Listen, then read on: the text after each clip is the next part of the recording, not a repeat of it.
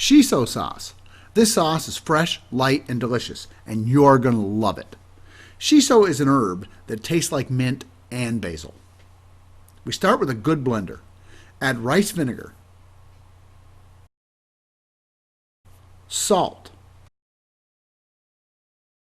pepper, and sugar. Blend. And now add each of the following: fresh mint, cilantro, green onion, fresh basil, and fresh spinach leaves. The spinach helps darken the color and thicken the sauce. Tear the shiso and add to the blender.